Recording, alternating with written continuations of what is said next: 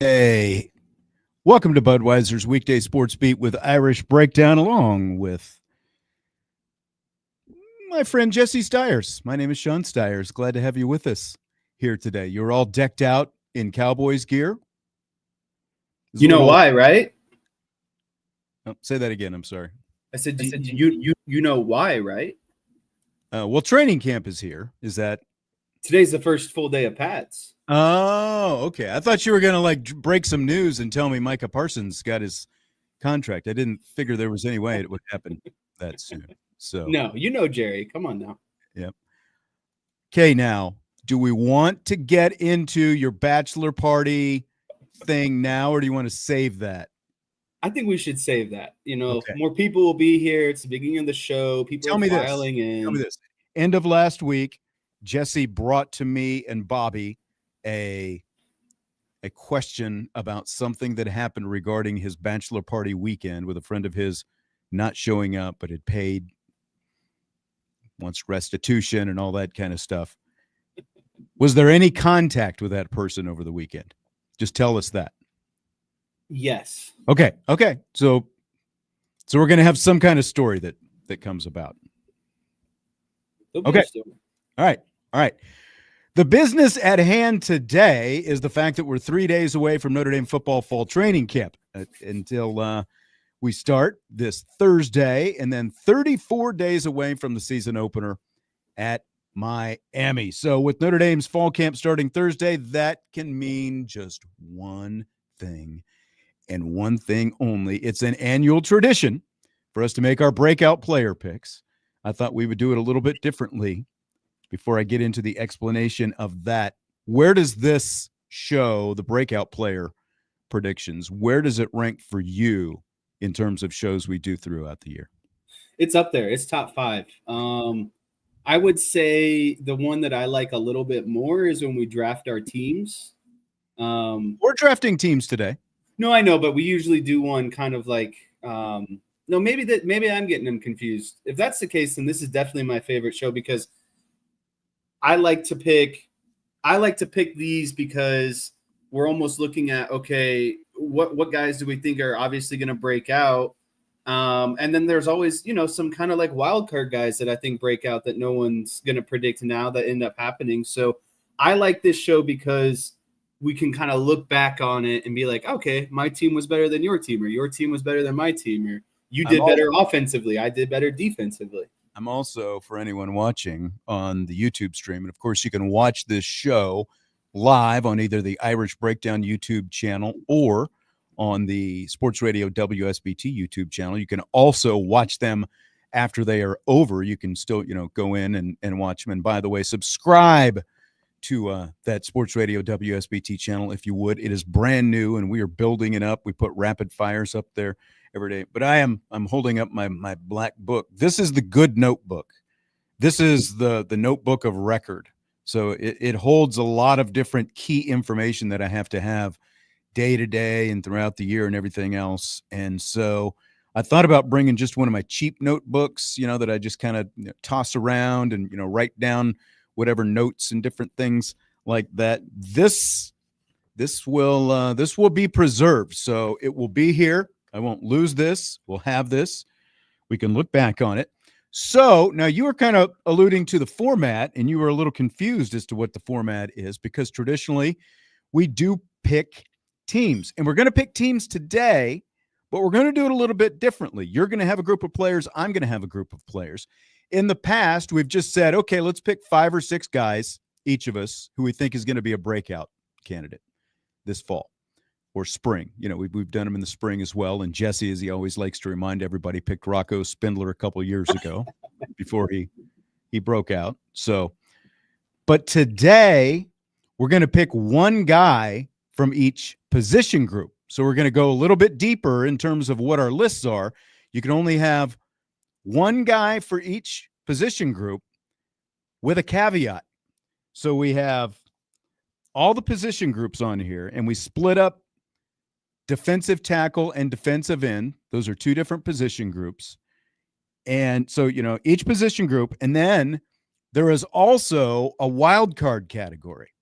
So say you've already got a running back that you want, so like you can't pick theoretically another running back, but there's a second running back that you want as well that is still available out there. Well, under the wild card that you can only use once, you can pick a second running back or whatever the position would happen to be. Does that make sense?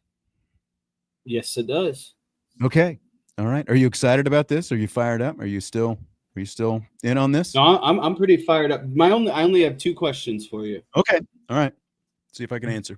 Can we go in any order? Do we have to go in the order presented? You don't have to go. You don't have to. There's no set order. You can grab. We'll go back and forth. So you pick, whoever you want. Then I'll pick whoever I, But they can be from any position you want, just like a fantasy football draft, basically. Let's do it. Tommy says it's called a flex. Well, not in my game, Tommy, because we're not actually playing fantasy football.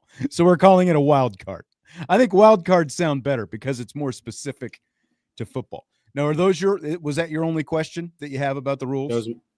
That was my only question. My other question is going to be answered by about what you're probably going to ask me. Okay. Do we need to pick quarterbacks in this exercise? No. I don't think so either. Because I feel, it's obviously one or the other, right?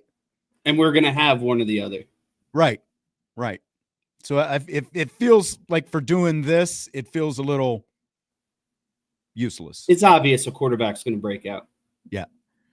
Do you want to draft a special teams player? No. Okay, so we can cross that off. That's fine. Do you have a coin by any chance? I don't. No coin? Okay. Oh, I do. Okay. You want the dark side or the light side? I'll go dark side. Okay. Here we go. Flip. Fumble. Does that count? Hold it up a little Dark bit. side, Oh, so it's to me. Man, right off the bat, here comes pressure. I've got a lot of different ways that I want to go with this, but I feel like I'm just going to go the easiest route. I'm not going to take a chance with my first pick in the breakout player draft. I'm going to go with Bryce Young. Would that have been who you would have gone with?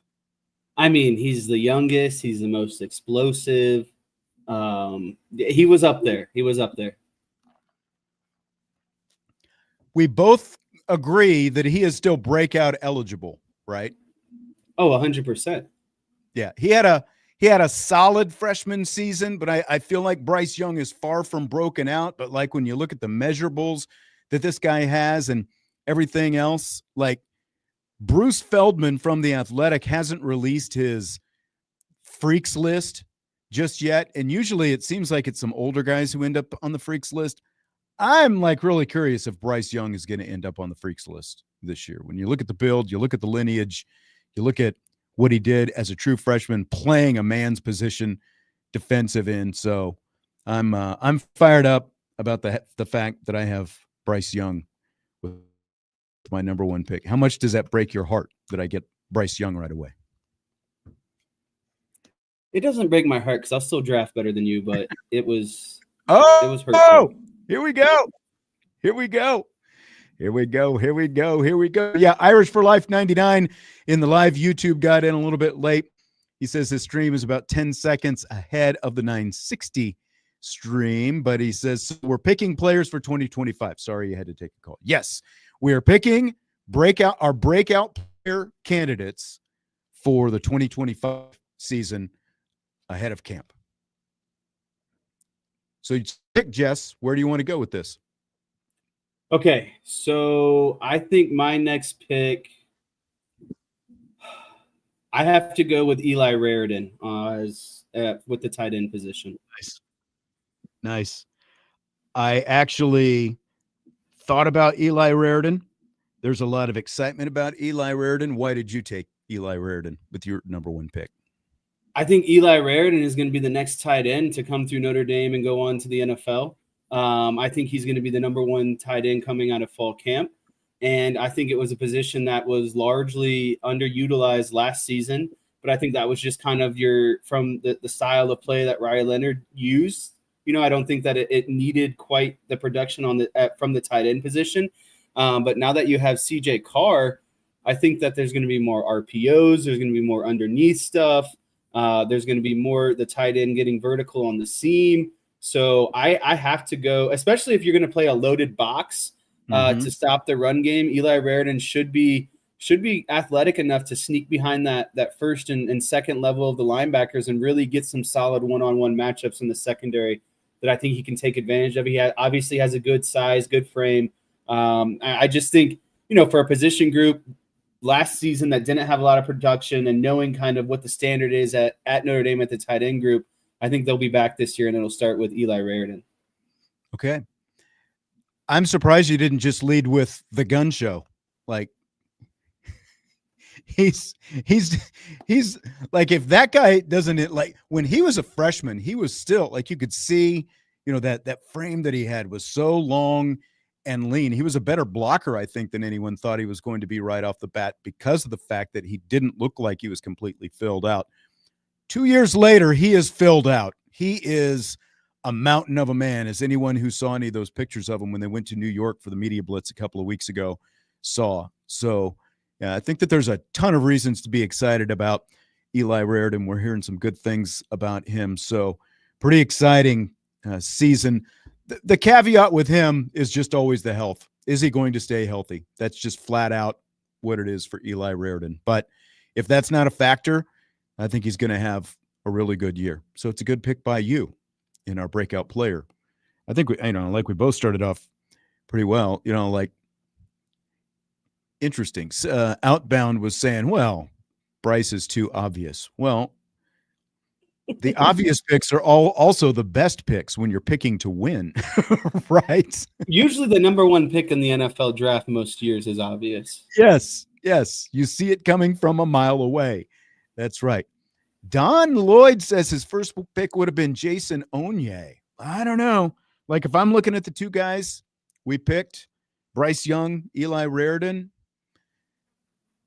I mean, Onye is on my list of potential guys once we get to the interior defensive line. But, like, I feel like, especially from a training camp position, from a spring practice position, he has broken out a couple of times in those settings. But, like, in terms of, like, the actual season, it hasn't happened yet. I thought we were going to see more of Onye even before mid-October when he ultimately left the team and all that kind of stuff. But he is back. He had a great spring once again. Toons is asking, is KVA eligible? I don't think he is. I think he played at too high a level as a freshman last year to be eligible. Don't be asking all these questions, chat. You're going to give the guy here some ideas. Some of us did our homework. Oh, are you saying I didn't do my homework? I'm just a better drafter. I don't know how many times we have to go over this. I've got a little bit of a dilemma with, like, the direction that I want to go next as I look at my number 2 pick in this draft. But I feel like there are just a handful of wide receivers who are primed and ready to be picked in the breakout player draft. You've got, like, Elijah Burris, who had a great spring as a true freshman, early enrollee. You had Micah Gilbert, didn't get to play very much in the spring because of the fact that he had the hand-finger injury. And then you've got Cam Williams, 5-star guy who everybody's been waiting on. So which direction am I going to go? I feel like I need to make a pick here to make sure I get my guy. And I'm going to be honest, I'm going back and forth between two guys. But the two, specifically two, are probably not the two guys that people think that I'm thinking about. But I tell you what, I'm writing it down. If my pen keeps working, I'm writing his name down as we speak in ink. And I'm going to go with Micah Gilbert here. I feel like Micah Gilbert is primed and ready to take off. I feel like he is pretty much a lock to be in that top 6 rotation. They had pretty much, like a top 6 rotation last year. Now, just because there's a rotation of 6 doesn't mean other guys aren't eventually going to see the field at some point. But I'm talking about likely the core 6 guys. Micah Gilbert is going to be there. Now he's the, at boundary. So he's playing behind Malachi Fields, but he's going to have to come off the field, from time to time. He can't stay out there 100% of the time. So I like Micah Gilbert. I'm going with him with my second pick. I'm going to get pushed back on my second pick here. But I have rationale, so hear me out. Okay. I'm going to go offensive line, and if I get pushed back, I have reinforcement, but I have to go with Billy Schrauth for my offensive line. And if you say he's broken out, I hear you, but my counter argument will be I think he will be the best offensive lineman of the 5. Oh, so not just like this guy is going to break out. This guy is going to be the leader of the pack is what you're saying. Correct. Okay, so I'm going to write Does that count? I wanted to double check because he obviously played and then was hurt. That's what I mean. There's inconsistencies as well to get to this. I think this is his first full healthy year, and I think he's going to be the best offensive lineman of the 5. I don't think it's inconsistencies just as much as, he was hurt for a while last year and he had to come out, but he did start all but 4 games last season. If you don't give me Billy Schrauth, I'll gladly take Gerby Lambert because I think he's going to fall into the guard position. Okay. I'm going to give you Billy Schrauth. Because you want Gerby Lambert. No, I've actually got a couple decisions to make with the other guys. I like Schrauth as a pick because I do feel like, to your point, he was good last year, but he was not. He wasn't All-American good. Good, yeah, exactly. So like I feel like he played, but like if we're comparing it to Kingston Viliamu Asa, Billy Schrauth, again, I feel like Schrauth played well, especially when they moved him to the left side. When they moved him to left guard as opposed to right guard at the start of the year. But I do feel like there is, for a first-time starter, a big next step for him. So I don't feel like he is fully broken. I think he's going to be the next Rocco Spindler. That's why I like him so much. He's a big physical guy. Yeah, exactly. And even bigger than Rocco, actually. Like when you talk about big physical and all that. What about Knapp? Does Knapp count? If Schrauth counts, Knapp has to count. Okay. Because again, he played good, but he didn't play great. Right. To your point about the production, good, solid, consistent player, but a big step for him still to go to. Oh, I obviously in the passing game as well. Man, you left me a lot of meat on the bone with some of these other guys. And I saw somebody just flash his name up here in the chat, and I've got a wide receiver and I've got a defensive end. We're each going to make one more pick, and then we'll take our first break of the show, by the way. But so as we do the 2025 Notre Dame football preseason breakout player draft that Jesse Stiers and Sean Stiers do every year. Cornerback is where I'm going next. Oh, boy. No, you know what? I'm going to reverse course. And I'm going to stay in the secondary. I'm going with Tay Johnson is where I'm going. That stings. I hope it annoys you. Won't ever let up. I hope it annoys you. I got to go with Tay Johnson after the spring that he had, and the opportunity that is there for him to play next to Adon Schuler this year. I mean, there are 3 main candidates after Jalen Stroman, the Virginia Tech transfer. You got Tay Johnson, you got Luke Talich, and the freshman Jadon Blair. But again, true freshman, we haven't got to lay eyes on him yet. What we know is Tay Johnson had a really good spring. He was a guy who kept opening up eyes all the time. So I've got Mr. Johnson on my list of breakout candidates now. Okay, since you did that to me, I have to snatch up the one viable linebacker. That's going to be a Madden. Ben Faremo. Okay. I feel like I was wondering where you would go next. Did I write down? I don't think I didn't write down linebacker, actually. So Jesse's going Madden Faremo. I felt like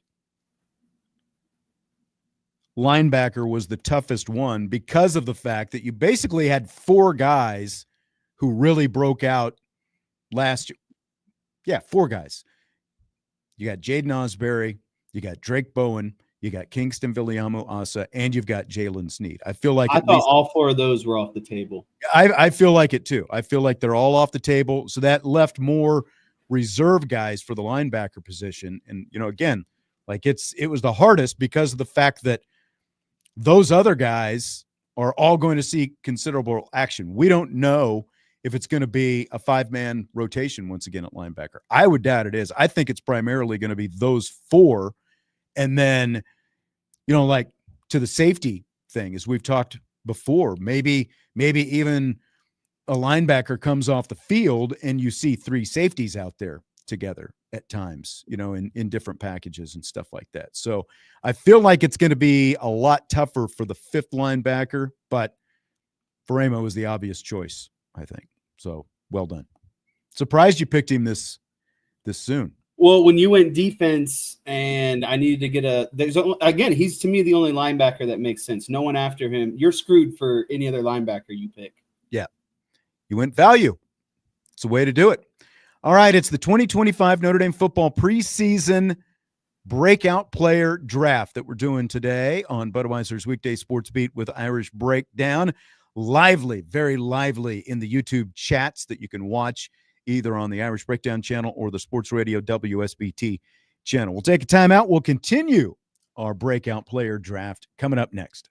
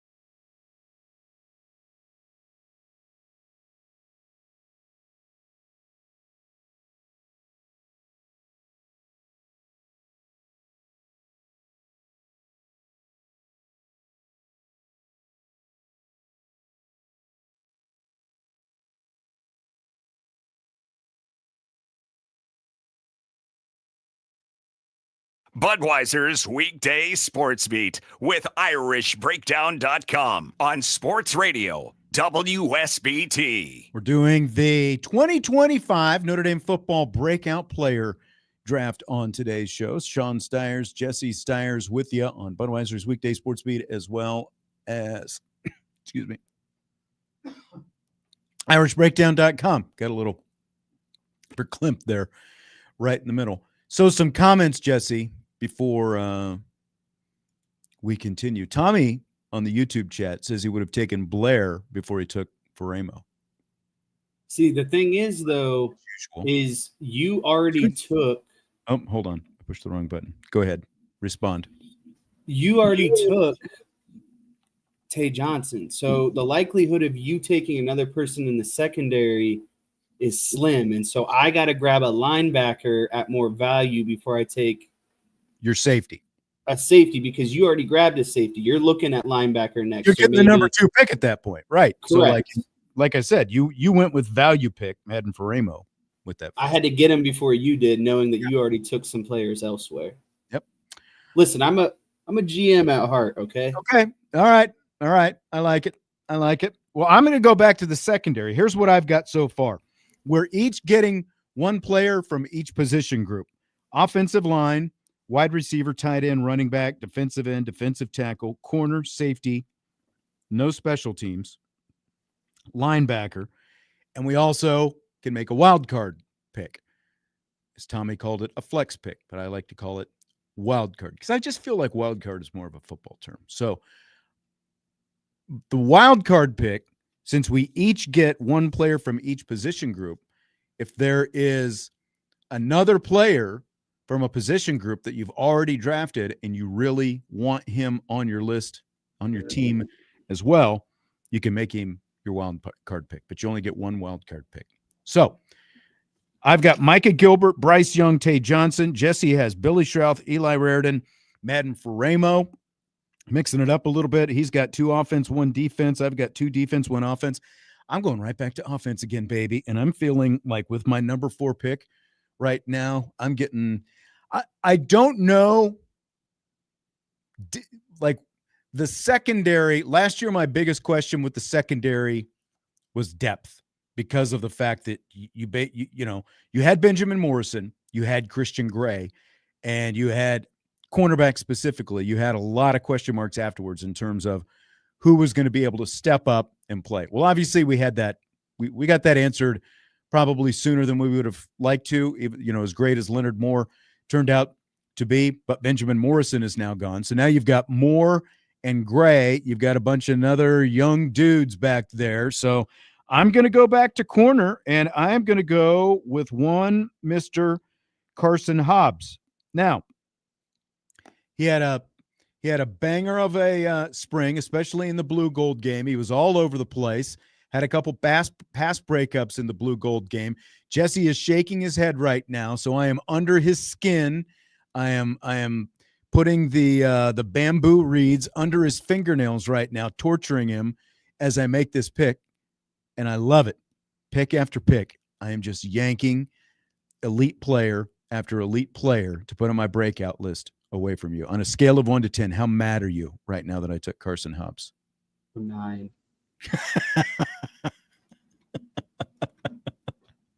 I love it. And I feel like Tay Johnson, Carson Hobbs with back-to-back picks. I'm kind of crushing it right now. Mr. I draft so well. So I want to see what you've got in your bag of tricks coming up next. I think Carson Hobbs has a really good chance to be the third guy after those other 2 guys. I mean, obviously you've got. He was going to be my wild card. Okay. Because I think he's going to play a lot of nickel. He can play corner and safety. So I think that was going to give me a lot of coverage. Yeah, I consider corner the nickel still. So don't you? Hey, this is your show. These are your rules. I mean, what I'm saying is you can still draft a corner and somebody else. So. Oh, no, I'm good. Don't worry about it. Okay. All right. I got to go back to the offensive side of the ball since you're dominating me on defense right now. Okay. I'm going to go running back, and I'm going to take Keidron Young. I like it. Don't be like surprised if he takes over for Aeneas Williams at some point this season and becomes the third back. That high on him, huh? Why so high on Keidron Young? I think he's got more tools than Aeneas Williams. I think he's bigger. He's stronger. I think the only thing that Aeneas Williams can do better than him is catch the ball out of the backfield. But when we're talking about straight running back skills, I think Keidron Young is great. And I think he's going to be their kind of probably physical kind of bully back as well in short yardage situations. So I just think there's going to be a specialized role for Keidron Young on this offense. I think he's too talented to keep off the field. I like it. I think that's a great pick. I guess we need to ask at this point, is Aeneas Williams still eligible? I think you can count Aeneas Williams because he was only the third running back last year. He could still produce. He could technically, maybe take over Jadarian Price's role. Right. Well, I don't know if he takes it over, but at the same time, you've also got Jabron Payne back in the mix this year. So what does that look like for? There's a lot going on in the running back. I don't want to say what I want to say about the running back room, but we'll keep that. You can text me. Okay. So now I just feel like I'm going to go right back to the defense where I have just crushed you so far in this breakout draft tonight. And I'm just going to keep pounding you hard with defensive player after defensive player. And this dude could literally make mincemeat out of you, me, and just about anybody else listening or watching to this show right now. Al Golden last year referred to this guy as a rolling ball of nails when he came back in October after starting the season with an injury. Do you know who I'm talking about right now? One Mr. Gabriel Rubio.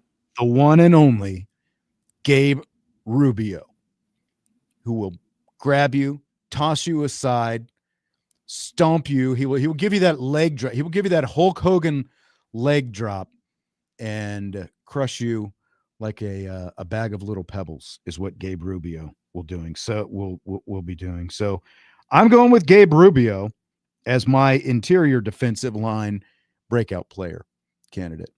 I agree with, I can't remember who said it now earlier. Jason Onye is a really good pick, but I've yet to see Jason Onye do it consistently over the course of a season. So that's what I've got to see now. That's why I didn't pick him. Scale of 1 to 10. How disappointed, how angry, how mad are you that I also got the big dog, Gabe Rubio? Not mad. I'm more concerned about my secondary right now. Okay. Got to get in the secondary. I'm going to grab my defensive end, though, and I'm going to take Boubacar Traore. I think that, yes, he got on the field last year and had flashes, but obviously he was hurt, didn't play a full season. But I think a full season with Boubacar Traore could be very similar to Bryce. I mean, I think Bryce Young and Boubacar Traore could just wreak havoc the entire season. So I'm going to take the race car. Give me Traore. I need to get on the board on the defensive line side of things. That's a very good pick for where we are in this draft right now. We're in the middle of the draft, and that is your 1, 2, 3, 4, 5th So pick. I think what we do here, and I think this makes it even more fun, is we have to post our rosters on the boards afterwards and tell people to vote A or B. And we got to see who. Don't tell them who got what. Yeah, you don't tell them. Jesse, there's obviously going to be people that knew that from the show, but you can tell you're in your 20s because you care about third-party opinions. I do. You want the juice or you want the negativity. You want to know one way or give another. It all to me. This thing. Give me the results right away. That's where you are right now. Me, I'm old. I'm gray. I don't care what you think. I'm gonna draft my players, and I'm just kidding. As long as you tell me that they're good, I like what anyone has to say. Okay, so I still need to pick an offensive lineman, a tight end, a running back, a linebacker, and a wild card. So we've still got a few picks to make. So I suppose we should probably pick up the pace a little bit. Where I'm struggling at offensive line is like, do I go with Knapp because I do think he's going to improve this year, or do I go with one of the other guys? Like you already went with Gerby. No, you went with Billy Strouth. So you left Gerby Lambert out there. What we don't know is how long it's going to take Charles Jagasaw to come back from injury. And Gerby Lambert, we'll find out more on Thursday when we get to talk to Marcus Freeman. Much better chance he comes back sooner. So I'm going to go. No, you know what? Yeah, I'm going to go with Gerby Lambert. I almost talked myself out of it. I'm going to go with Gerby Lambert as my pick. It almost would have been cheating if I had taken Jagasaw. But the problem is, again, when you know what? Forget that. I'm going with Jagasaw. Jagasaw? Not Yep. Knapp? I'm going with Jagasaw. When he comes back, he's going to find himself inserted into the lineup. It might take a little time, but I think the good things are worth waiting for. So, Just frustrated by him. yeah, unfortunate new injury. I know things happen, but come on. I was going back, just to let everybody know, I was going back and forth. Jesse already has his offensive lineman, so it doesn't matter unless he wants to take one as a wild card. I was going back and forth between Absher, Knapp, and Lambert initially, but then the more I thought about Jagasaw, he is going to be back at some point this season. And look at what he did when he finally came back last year. He was a difference maker in the playoffs. So I figure even if he only gets half a season to play, in that half a season, he's going to be a huge difference maker on Notre Dame's offensive line. So that's who I'm going with. Where do you want to go next? This is where it gets a little bit trickier. Okay. Which means I'm thinking. So I have to grab someone from the secondary, and you've already taken Tay Johnson. I've taken Tay Johnson and Carson Hobbs at safety and corner. These are the options for you. As I know see who it's either Cree, Blair, or Golden. No Luke Talich? He's not going to be a starter. Well, he doesn't have to be a starter to be a big contributor, though. I understand. I won't interject. It's your pick. Go ahead.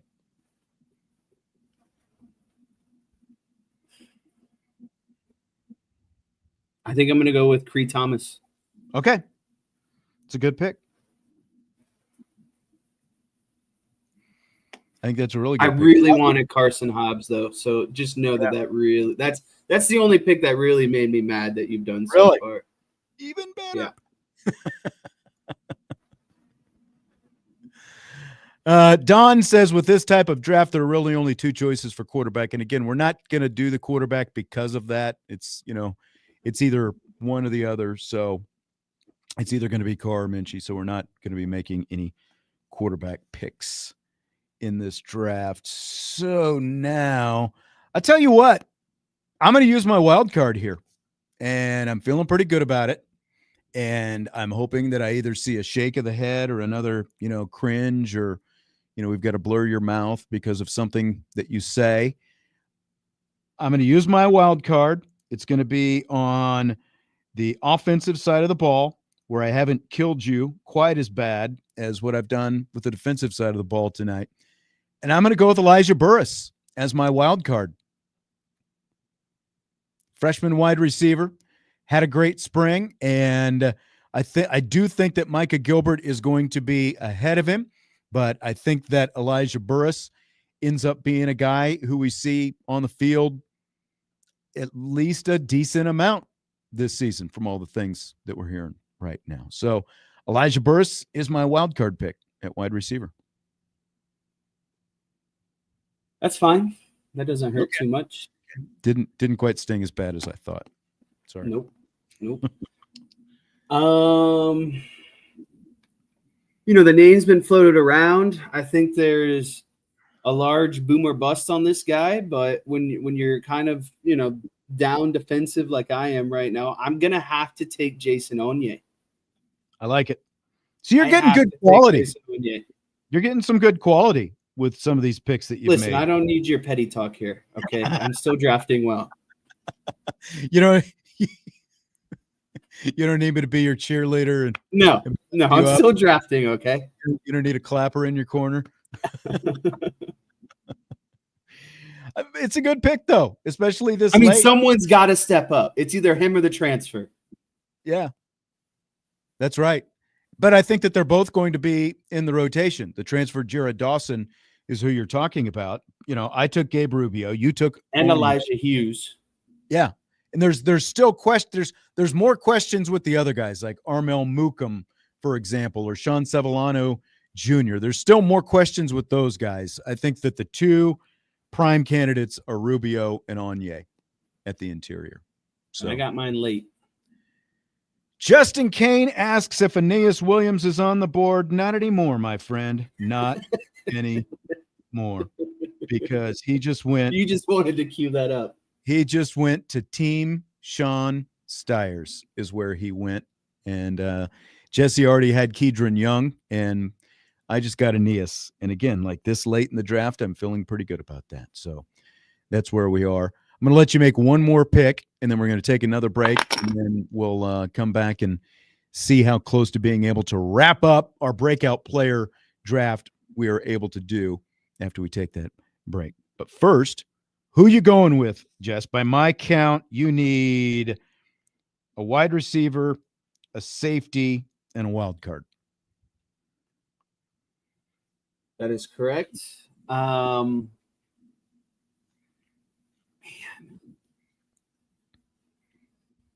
You know what? Fire it up one time. I picked Thomas as my corner. Give me Luke Talich at safety. There you go. There you go. See, you're making some moves now. The thing is if Luke Talich doesn't play safety full time, he'll still get in there, but he'll be a special teams guy. He'll be on every special teams. He's going to be on the give field. Me Luke Talich. And I think that's going to be like that for any of these safeties, whether it's Talich, Tay Johnson, Jadon Blair, Dallas Golden at corner. Like I think that all of those guys are going to see a lot of. I really wanted to go Jadon Blair, but it was too risky. I know Luke Talich will be out there in some capacity. Yep. And that's how I look at all of the freshmen. Like the freshmen are like high upside guys, high ceiling, but to me they all, like most of them, fit into the wild card thing just because you don't know exactly what you're going to get. Like just as like Elijah Burris, great spring. How many, as we've talked about before, how many guys do we see have great springs, but that doesn't translate into the season? We're going to take our final timeout of the first hour. When we come back, we will wrap up. We've each got 2 picks to go. We will wrap up our 2025 Notre Dame football breakout player draft on Budweiser's Weekday Sportsbeat with IrishBreakdown.com.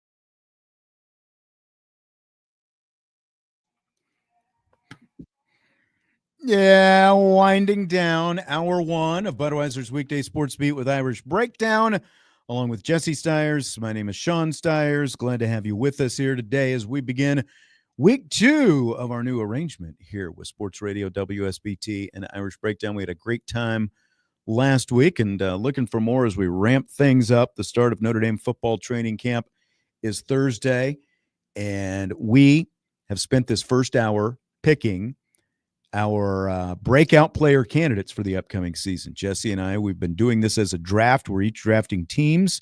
We each get one player from each position group, and we also get a wild card that we can have. So if we like, for example, I drafted Micah Gilbert as my top receiver breakout candidate, but then for my wild card, I took Elijah Burris. So I've used my wild card. Jesse has not used his wild card yet. I have tight end and linebacker to go. Jesse has wide receiver and wild card. I don't envy you because it's a little bit lower right now. You made the last pick. So I'm just going to go to linebacker. Again, this is a tough one. You took Madden Faramo already. I am going to go with Kahanu Kia as my linebacker breakout. You might remember Kahanu was having a fairly good fall last year and had a solid spring as well. Before that, he's the guy who went away for a couple years on a church mission after playing as a freshman at Notre Dame in the season 2021 when Marcus Freeman was defensive coordinator. So he was away for a couple years on mission, got hurt last year. And so I'm going to go with Kahanu Kia as my linebacker breakout candidate. It's a solid pick. I feel like at this point in the draft, you know, like there are a lot of young guys, but I would like to see some of these young guys a little bit more this fall before I'm comfortable with them, because none of them, you know, like Josh says he'd take Preston Zinter over Kia. Bub said Zinter looked good in the spring game. He did, but you know, again, that was more depth, you know, type stuff. So I'm going to go with Kia. I'm going to tap into my wild card, short, easy, Anthony Knapp. Okay. I think Anthony Knapp will be a all-around offensive lineman this year. I think he will be much more improved in the passing game. I thought he, you know, yes, he struggled at times last year, but he still got the job done as a true freshman. I think that's highly respectable. I wouldn't consider him a breakout player. You know, he treaded water and got the job done last year, but I think he's going to be one of those guys who could be a borderline All-American this year. So give me Anthony Knapp. I think that's good. DJ says Ty Washington will be the breakout tight end. I struggled with him. You know, I guess by our own standards, he could have qualified as a breakout because he played at Arkansas, but was not like so great, you know, so great that he wouldn't qualify, I guess. But it feels like I like what I've seen from Larson so far. And again, like we weren't able to see Washington in the fall. So I need to make – I haven't even made the pick. And I guess I just said, you know what? I'll take DJ's advice. I'll just go with Ty Washington. I think that's a good pick for my last pick, tight end. I'll go with Ty Washington. Thanks for the advice, DJ. I'll just slide him right in there. So my team is done. Jesse just needs to pick one wide receiver.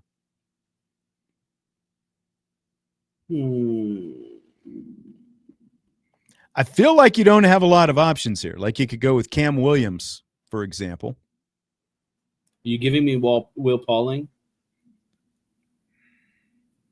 I think he's been too productive so far in his college career to be a breakout candidate. Him and Fields. I feel like the two transfers, too much production so far. I think Faison would still qualify. Or has he already broken out? because of like the Sun Bowl a couple of years ago. Like, where do you consider him? I mean, he only had one touchdown last year. Yeah, hurt a lot, unfortunately. 350 yards. You know what? Give me Jordan Faison. I don't think he's broken out yet. Okay. All right. So there it is. The 2025 Fall Breakout player picks are done. I've got Charles Jagasaw, Micah Gilbert, Ty Washington, Aeneas Williams, Bryce Young, Gabe Rubio, Carson Hobbs, Tay Johnson, Elijah Burris, Kahanu Kia. Jesse has Billy Strouth, Jordan Faison, Eli Raridan, Keydron Young, Bubakar Traore, Jason Onye, Cree Thomas, Luke Talich, Anthony Knapp, Madden Faremo. So there it is. If you overlook my safety and corner pick, I'm smoking you. How could I overlook him? How could I overlook him? All right, we will pause here at the top of the hour. When we return, rapid fire, some news out of Notre Dame today, some news, big picture out of college football regarding Coach Prime out in Colorado. We'll hit all that and more coming up in rapid fire in hour 2 of Weekday Sports Beat.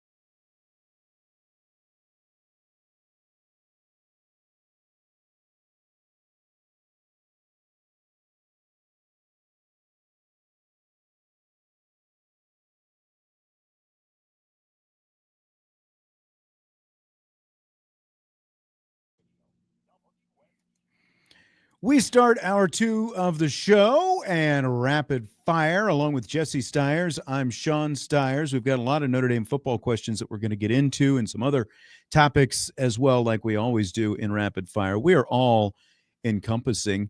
We, in the first hour of the show, did a breakout player draft. Jesse and I each selected a player from each position, players we think will be the breakout players for Notre Dame this season.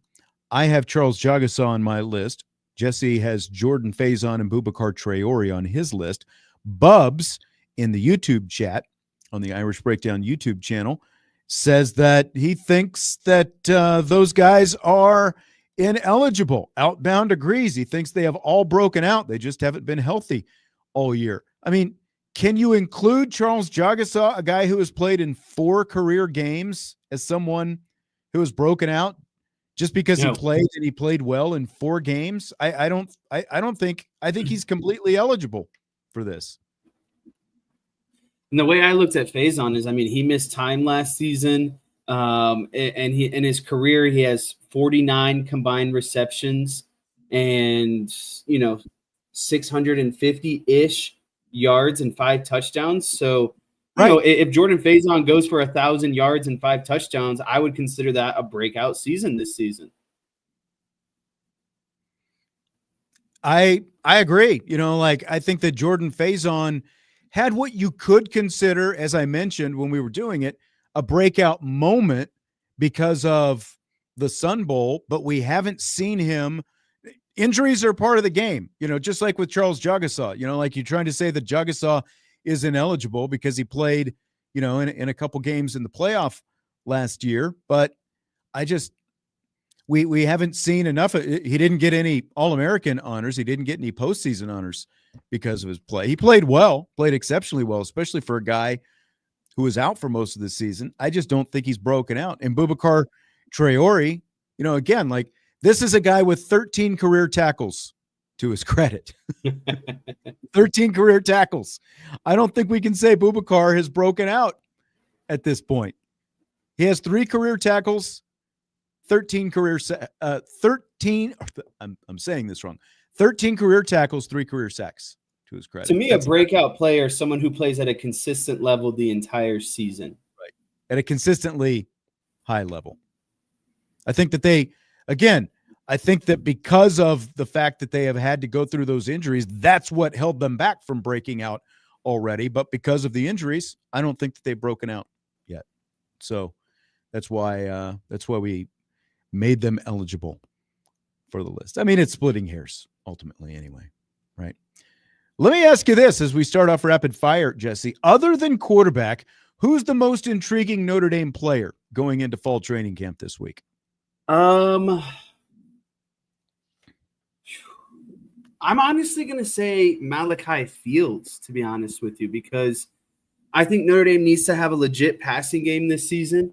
I think there's an expectation for Jaden Greathouse, but I think Malachi Fields is the X game when you're talking, or the X kind of factor when you're talking about the offensive side of the ball and really getting going in the passing game. He's got a great NFL draft profile. A lot of people have him on his big board, but what can Notre Dame do to utilize him on the offensive side of the ball? CJ Carr has to throw the ball to more than one person. We know that the passing game has to open up more in order for Notre Dame to be, more dynamic, more versatile on the offensive side of the ball, less one-dimensional like they were last season. So I think everyone obviously is going to be talking about Greathouse. I think there is obviously talk about Fields as well, but I think if Fields plays at a high level, that's what ultimately, because he's a bigger, imposing, physical wide receiver, right? You need a guy who can actually go up, high point a ball, and get you a big first down or a big touchdown down the field. Yeah, win the 50-50 battles. So for me, it's got to be Malachi Fields. I think that's a good answer. I'm going to give you one for each side of the ball. I'm going to start with the defense. And to me, it's Tay Johnson because of the emergence that he had in the spring. So the intrigue for me is this guy legit? Is he going to find himself in the thick of this battle truly, at safety for legit playing time at safety specifically? Is that going to happen for Tay Johnson early in the season? Or are we going to see that in whatever glimpses that we get during training camps. That's my defensive guy. My offensive guy, you mentioned in your Malachi Fields, and I like your explanation for why Malachi Fields, because between the difference in the kind of quarterback you're going to have pulling the trigger this year, it plays so well to a guy like him. But you know who else it plays very well to is a guy like Jaden Greathouse. Because look, if this is truly going to take off and be a downfield offense and not just a minor complement to a power running game, you're going to need more than one guy. And like none of us really talked about Jaden Greathouse as a breakout player candidate. He does feel much more like a guy who has broken out. But again, that's largely due to the way he closed last season. So the question now is the way he closed last season going to transfer over to the start of this season? Because we've all seen, the one-time flash in the pans, but because of the quarterback, because you have that boundary presence with a guy like Malachi Fields, and you've got a guy with the skill set of Jaden Greathouse, that's what makes Greathouse such an intriguing figure to me. Is he going to continue that? And, because if you have at least two of those guys firing on those kind of cylinders, it's going to be a really scary offense that Notre Dame is going to have this season.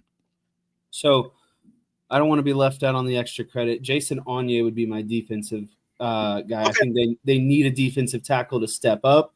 He's had ups and downs. He can't play consistent. We know the talent is there. We know the physicality is there.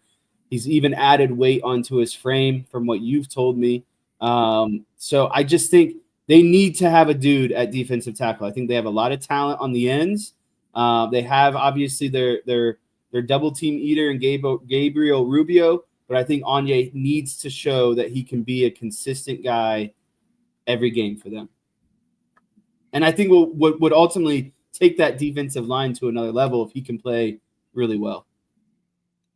Concur. Fill in the blank. Notre Dame announcing today that the Irish will face Wake Forest, who was already on the schedule, in the 2027 Dukes Mayo Classic at Bank of America Stadium in Charlotte. Is blank. It's disgustingly fun.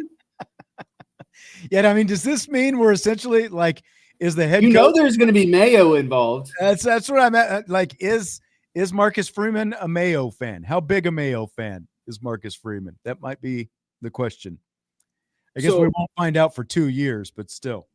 The reason why I say this is interesting and fun is because, yes, it's Wake Forest and it's the Dukes Mayo Classic or whatever, but they're still playing at Bank of America Stadium. I like when they play at NFL venues. Yep. And if I'm not wrong, that might be. I know Charlotte is, or the Panthers are doing a lot of renovations on their facilities right now. So I think Notre Dame by 2027 could have the opportunity to be playing in some of those new state-of-the-art facilities, or at least utilizing practice fields, or whatever it might be. So I think that's a factor in this as well. I think that goes a long way for recruits, being able to play at NFL venues, to get the exposure out on the East Coast. Like, those things this is strategic. They're not just playing at this venue for no reason. Yes, it's Wake Forest, but there's still kind of rhyme and reason behind it. And for that reason, that's where the intrigue comes for me, because I like when they play at these kind of venues. Yeah, like DJ is saying yawn in the YouTube chat. Yeah, it is Wake Forest. There are currently only 7 games on the 2027 slate for Notre Dame right now. They still have almost half a schedule to fill out. Now, again, that was already on there, but as of right now, so you already had Wake, Purdue, Michigan State, Georgia Tech, Virginia Tech, Clemson, Navy, and then Wake Forest. They've only got 4 ACC teams. I'll be curious to see if any more ACC teams get added and, what exactly happens there. But it does at least make things a little more fun. The fact that you're going to play at an NFL stadium, the fact that they're calling it the Dukes Mayo Classic. I'm going to be curious to see, like, if you see more of these lower tier bowl sponsors get in, on events like this, neutral site games and stuff like that, sponsoring them during the season to continue to kind of try to raise their brand. I think that is a potential going forward as well. So like you play at Lambeau next year, and now they're going to play in Carolina. I mean, look, they went to Atlanta last year, Mercedes-Benz, and they ended up playing in that building twice once they made it back for the national championship. I don't think Charlotte's probably in the national championship game schedule, but it's at least a little bit different spin on it, but they've got some work to do in terms of getting that schedule filled out. Isn't that where they play the ACC championship? Yes, they have before. I think they've they're in Jacksonville. I think they've played it in both of those two places predominantly, but in Charlotte quite a bit, it seems like. But it is, I agree with what you're saying about the NFL stadiums and, the neutral sites and stuff like that. The fact that Notre Dame gets to a lot of those places with regularity, I think that does mean quite a bit as far as recruiting and stuff like that. Fill in the blank. As of today, Notre Dame's scheduling agreement with the ACC is blank. Getting the job done. It might not be sexy. It might not be overly intriguing at times, but I posted this on the on X. I can't remember. I was going on a Penn State rant. It was either Saturday morning or Friday morning, but James Franklin wants to ring the bell about how Notre Dame needs to play in a conference and all these things, and it's like, okay, let's do a schedule breakdown, right? Penn State has like FIU, Villanova, and some other FCS team, and then they have 9 Big Ten teams. You look at Notre Dame's schedule, you got 5 ACC, 2 SEC, 2 Big Ten, Boston College, who's an independent, and Navy, a triple option team that you just don't want to play every year, right? So at the end of the day, you can ring the bell that, yes, they play 9 Big Ten games, but I would argue that Notre Dame, not in a conference, plays a much more tougher schedule than what Penn State is going to do this year. And it's on the backbone of knowing that you're playing 5 ACC teams. And while, again, they might not be the best, it might not be the sexiest year in and year out, but it's better than an FCS. It's better than Ball State. It's better than Tennessee State. So at the end of the day, it gets the job done, and I would rather them do that than succumb to playing some lower tier teams.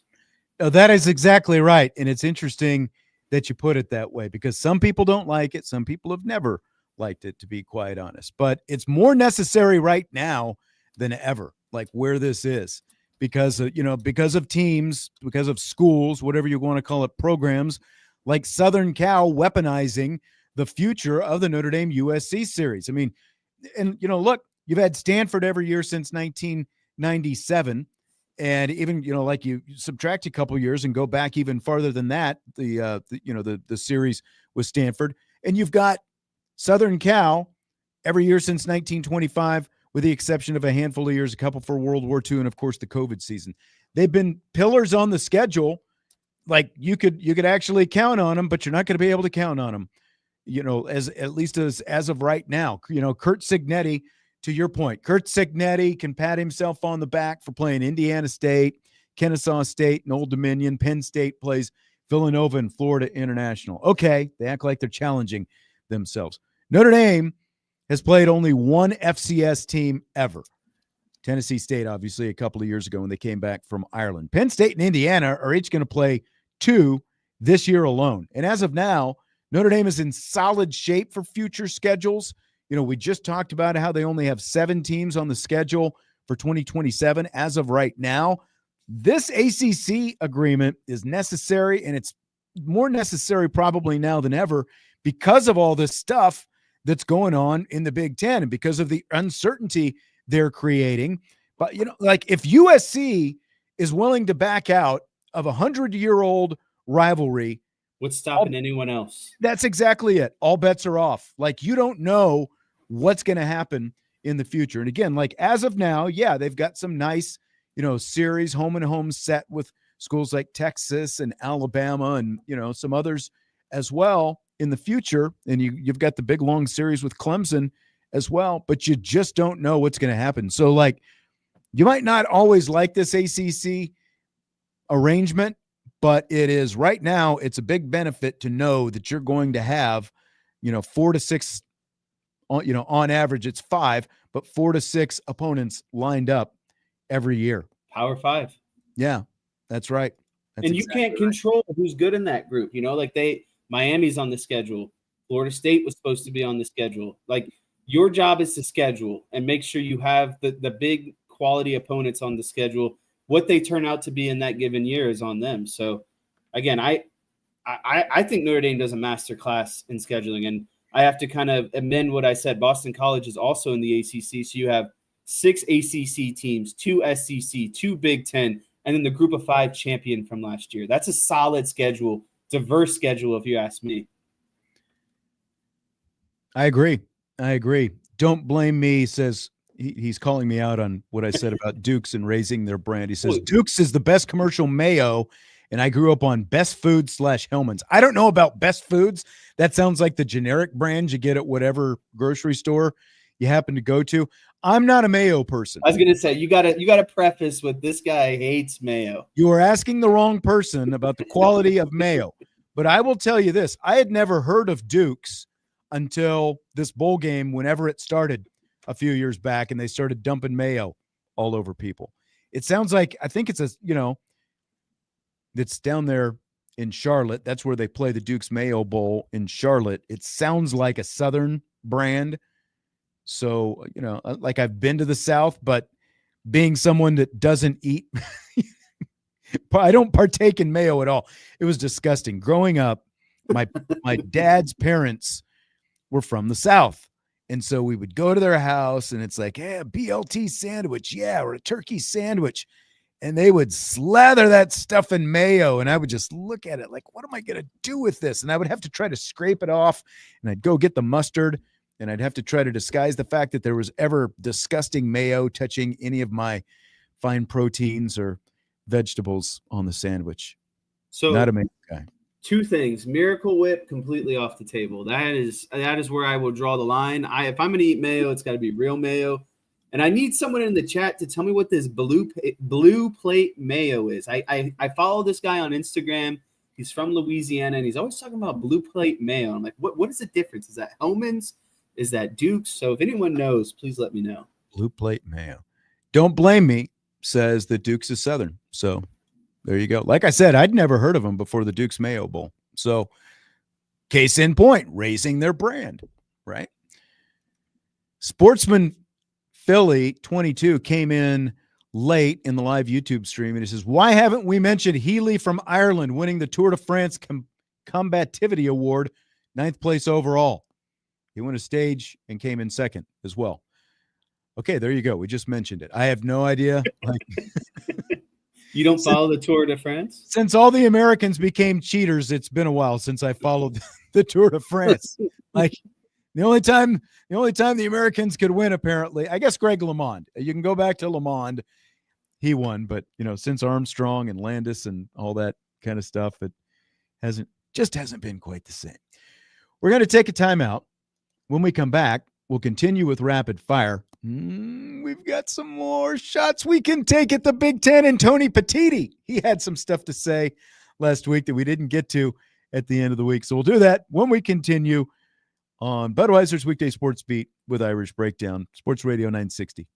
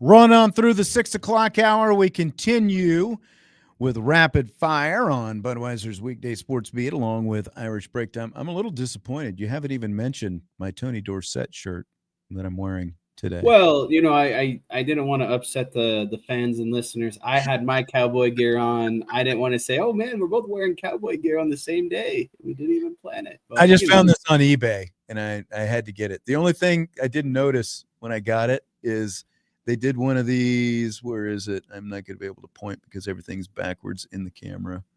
And there's no star on his helmet. It's just a silver helmet. Interesting. So, yeah. A lot of people in the chat are concerned about your consumption of macaroni salad, potato salad, coleslaw because of your lack of intrigue in mayo. So where do you draw the line? I'm not a macaroni salad person. No, I will eat some potato salad, but it has to be mustard-based potato salad. Like that's where it goes. And if it's mostly mayo and someone has it and I'm really in the mood, I will go grab the mustard and I will squeeze the mustard in and I will mix it up and eat it that way. So, little baked beans, some barbecue potato chips, that kind of stuff. That's typically I'm Corn on the cob. Like, me, I'm much more about the proteins than I am the sides when it comes to a cookout. Yeah, the cookouts, the grills. So yeah. Not in on any of that. Now I will eat a tuna fish sandwich with like some Miracle Whip or mayo, but we're talking basically about like a tablespoon or so of mayo that I'll put in there. That's about it, with some enough to get it rich. Yeah, just enough to, because it's still mostly tuna and pickles and stuff like that. So, all right, there you go. There's a little culinary surprise for you tonight. And if you're ever making this man some cheesy potatoes, you better use the Velveeta cheese. All right. That's right, baby. That's right. Nothing but the fake stuff for me. Don says he's never had mustard-based potato salad. They still use at least a little bit of mayo in there, but it's more mustard. Yeah, it's like, to me, it's good because that's what I grew up on. There was, when growing up in Kansas, there was, and still is, like Martin's supermarkets and, Meijer and Walmart, obviously, are like kind of the big three probably here in the South Bend area. But you have Martin's and they've got their deli and all that kind of stuff. And they sell, a lot of potato salads and beans and stuff like that.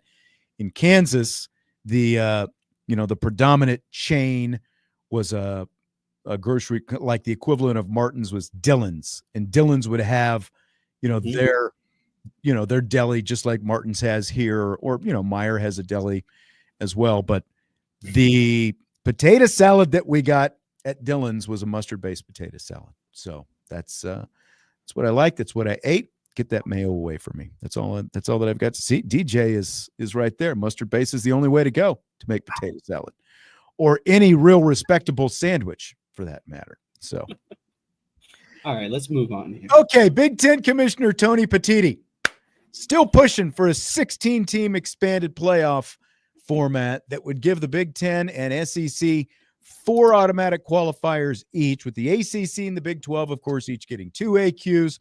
The top group of 16 team gets an auto bid, which leaves 3 at-large spots. Here's what Tony Petitti says, quote, "To be clear, any college football playoff format that increases the discretion and role of the CFP selection committee will have a difficult time getting support from the Big Ten," end quote. Jesse, in or out on that?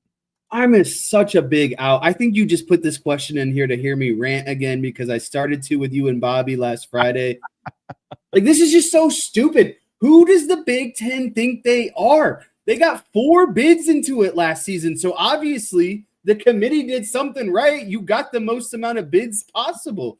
And now you're saying, well, we demand that we get 4 auto bids no matter what. Just pump the brakes here a little bit, like, and the part that really gets me mad is, well, if the role of the selection committee increases, it'll have a difficult time getting approval from the Big Ten. I don't care. What do you want to do? Go back to the BCS model? Like, this is the whole point that we have an expanded playoff. because you put together a committee of people whose entire job it is to evaluate the season. And I know there's always going to be complaints and there's always going to be someone left out, but it's the best model and approach that we have if you want a true playoff format and not go to just the best 2 or 4 teams determined by a computer at the end of the day. So again, I'm just so tired of the Big Ten thinking that they're just, oh, we're the Big Ten all of a sudden. We've won 2 national championships back to back. We could start stating all these rules and what we do and don't deserve and all these things. It's just, how about you just play the game of football and see how the cards fall? Like the most deserving teams will find a way to get in the playoff every season. So let's go back a little bit. Remember, USC and UCLA announced they were moving to the Big Ten a couple of years ago. And then there was all the volatility. What's going to happen with the Pac-12 and all that kind of stuff? Would it survive? Obviously, it didn't survive. It fell off the cliff. And that's because Oregon and Washington were initially going to stay put. But what influenced those 2 schools to go to the Big Ten? Money. Fox. TV money. All the TV revenue that came from Fox. All this money that they're shelling out. Fox's influence on the Big Ten and its decisions probably greater than any third party in college sports right now.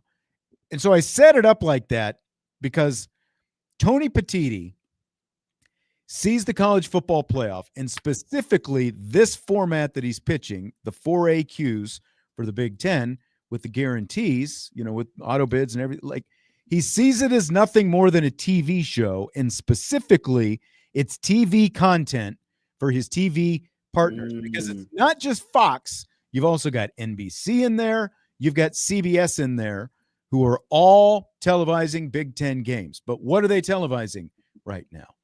Largely Big Ten regular season games. They are left out of the college football playoff because ESPN has all the rights to the college football playoff.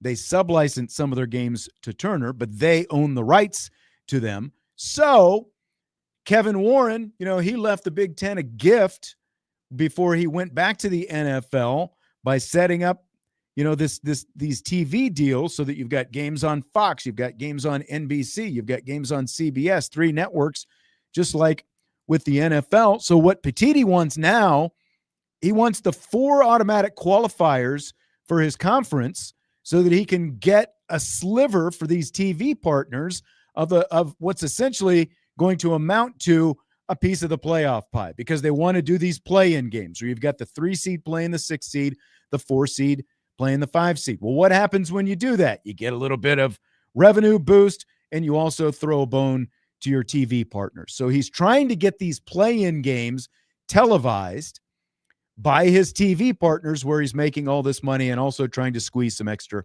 money out of them. Because again, he just sees this whole thing as a TV show. It's not actually, the competitive balance or anything else that actually happens out there on the field. The majority, as you've ranted and raved for a week now, the majority of the teams in the Big Ten are playing powder puffs in their non-conference schedules. They have better looking records than they really have at the end of the season as a result. Indiana.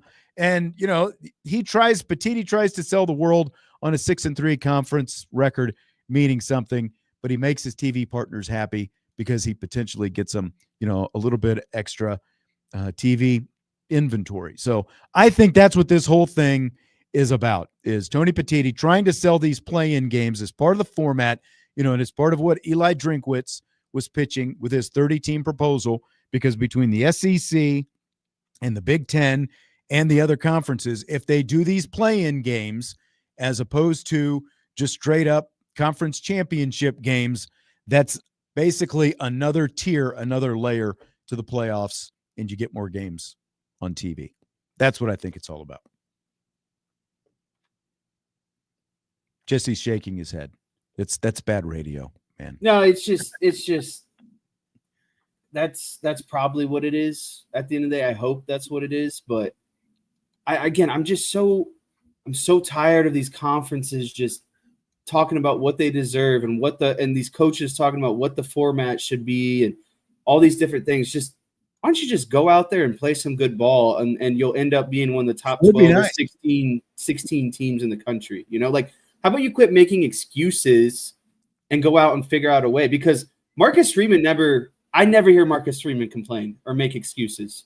Things don't go his way, but I never hear him open a press conference saying, well, we really need to expand this format here. So, my 9-3 team can maybe find a way in one of these years, It's one of the benefits of being independent. You don't have to worry about that kind of stuff. But at the same time, you get what I'm saying. He's always just said, you tell us what the format is, we'll play in it. We'll play ball. That's right.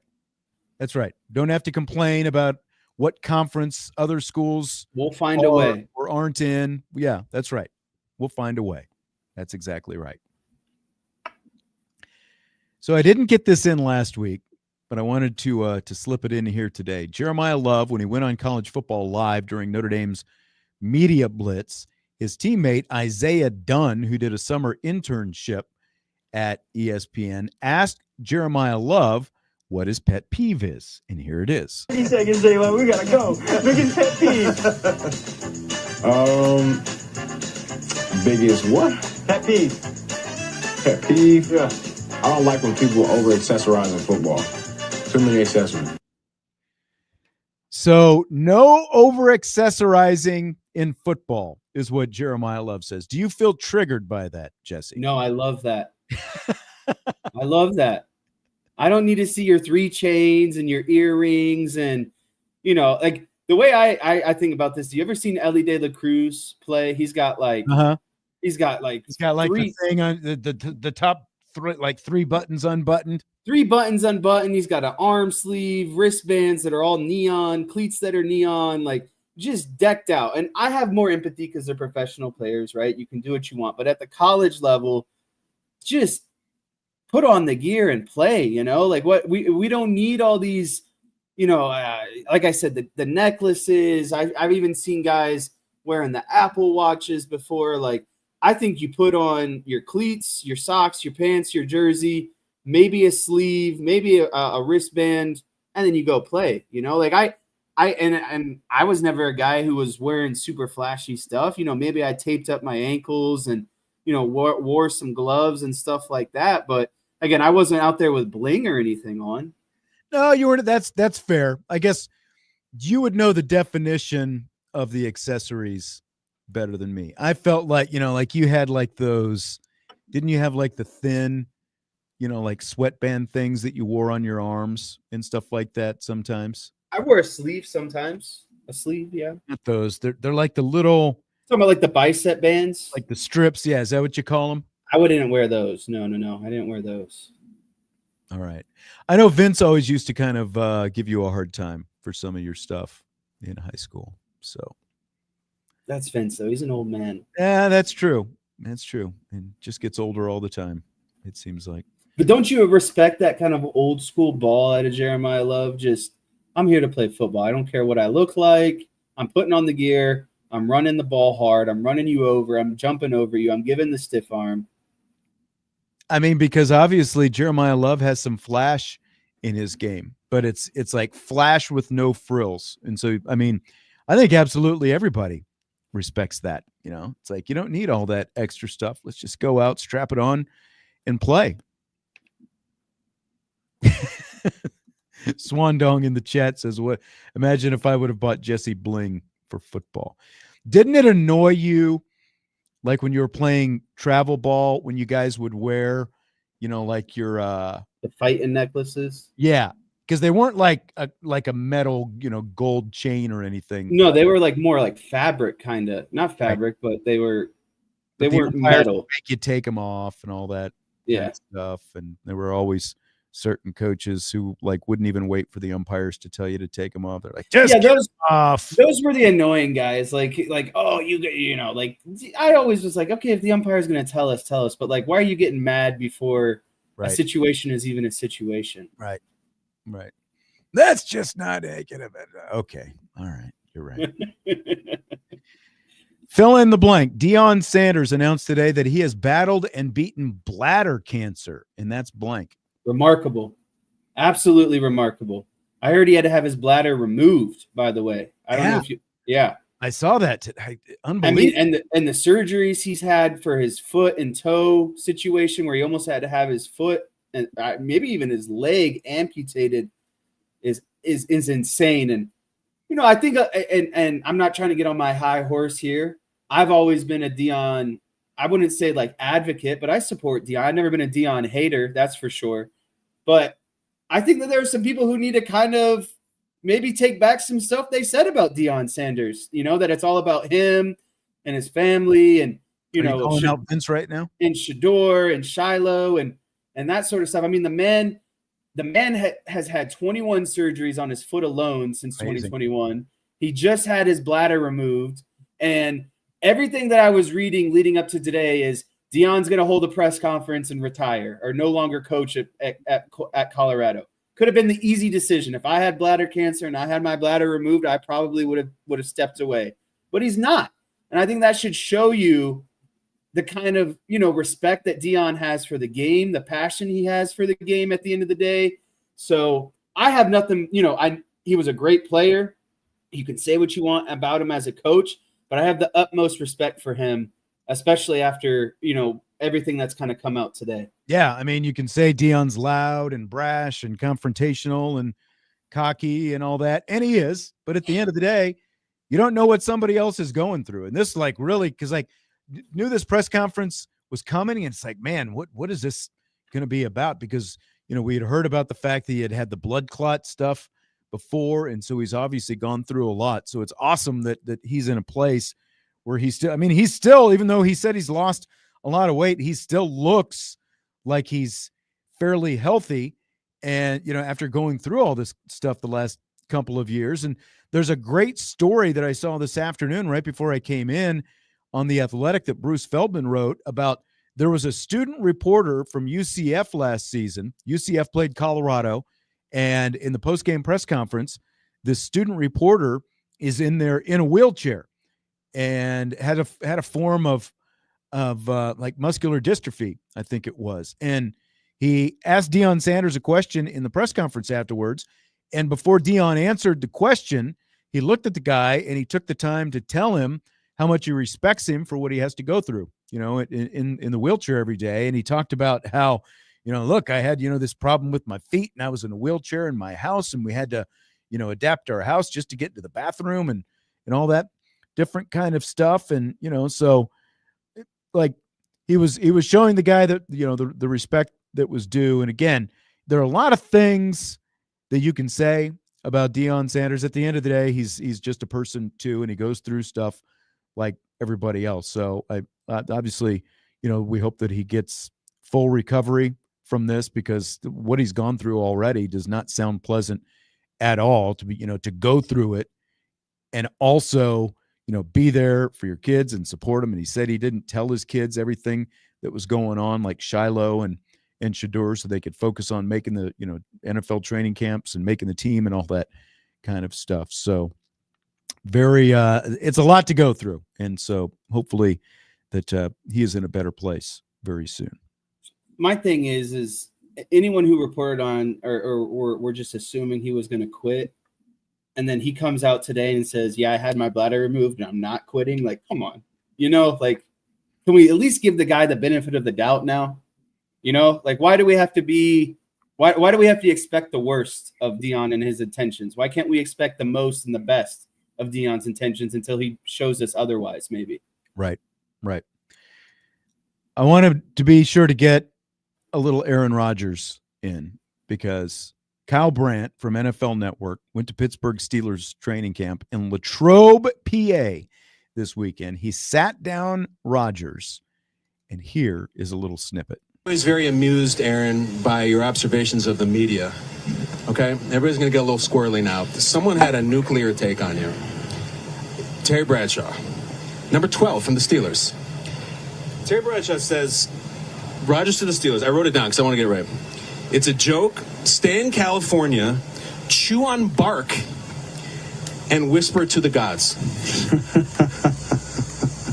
Well, I whisper to the gods every single day. Damn right. I've known Terry for a long time, okay. being a part of Fox.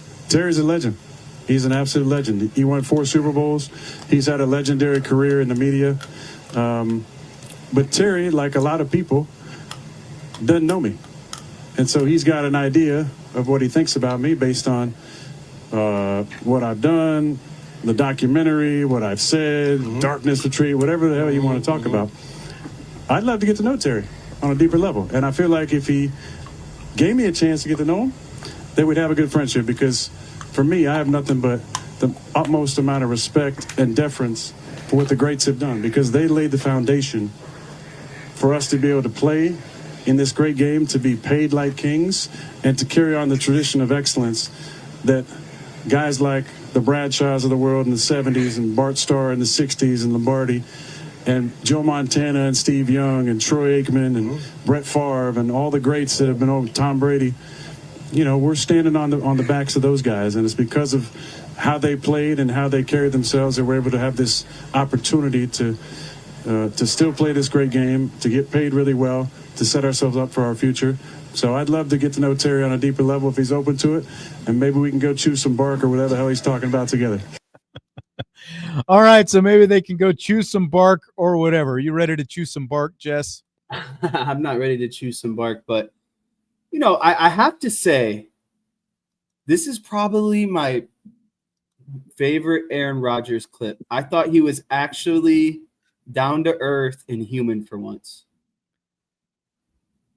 I thought so as well. I was actually fairly, you know, he didn't just come out taking shots at Terry Bradshaw, you know, like they've both won Super Bowls. Obviously, Bradshaw has won more, but he was actually pretty engaging, you know, pretty, you know, he obviously worked his humor in there, and he sounded, there was another part of the interview where Brant asked him about the fact that, you know, he just got married recently, which he dropped, like a month or so ago, came out of the blue, that he just got married. Maybe like this Aaron Rodgers is a different Aaron Rodgers post nuptial. Listen, I don't know.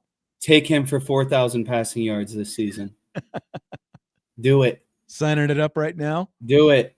You know, it was just, I've never heard him just speak in that kind of tone before. You know, he was just like, maybe he was still off the ayahuasca from his morning dose. I don't know what was going on, but like to hear him basically say, yeah, like I heard what he said, and that's unfortunate, but I'd like to sit down and talk to him about it. And I actually want to thank him, because without him, I wouldn't be a quarterback today. Like, he shaped the NFL for quarterbacks like me, set the league up. I'm highly paid, you know, I guarantee, you know, Bradshaw and Steve Young and Troy Aikman all wish they could be making the money that a lot of these quarterbacks are making today. So I've just never seen that kind of just like humane, calm, civil side, really just not arrogant Aaron Rodgers 24/7, that he knows everything and he's better than everyone. And he's up there preaching the gospel and all these things. So. He has done a good job excelling in the attention economy. You know, like it's just felt like these last few years with the McAfee interviews, and Swandong is saying Rogan interviews. I didn't realize he did Rogan interviews. It's mostly the McAfee interviews, you know, that kind of get amplified.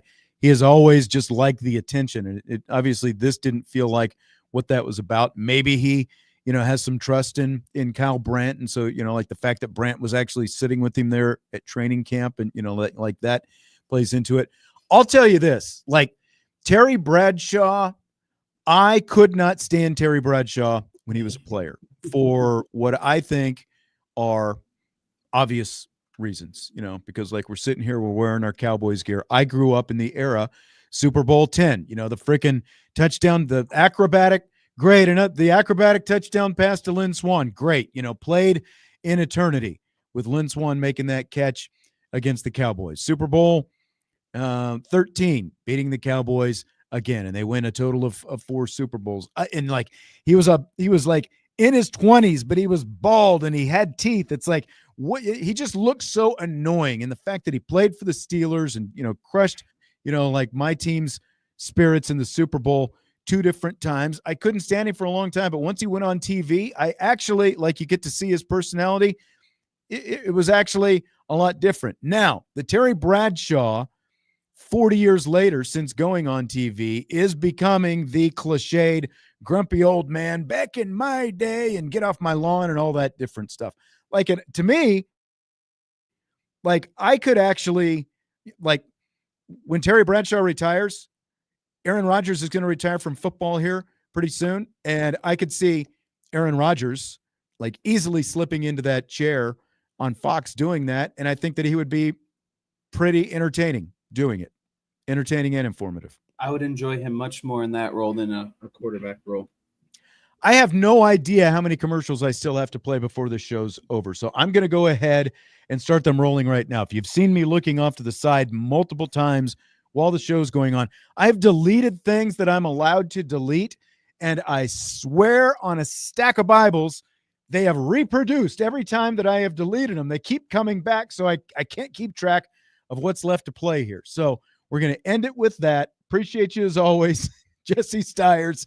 I'm going to see if I can find my way to the automation gods here in just a minute here on the old radio side. Thanks to everybody for being here. Don't forget, you can watch these shows live on YouTube, both on the Irish Breakdown YouTube channel as well as the Sports Radio WSBT YouTube channel. Jesse, I will talk to you later. Everybody else, we'll talk to you tomorrow. Budweiser's Weekday Sports Beat with Irish Breakdown.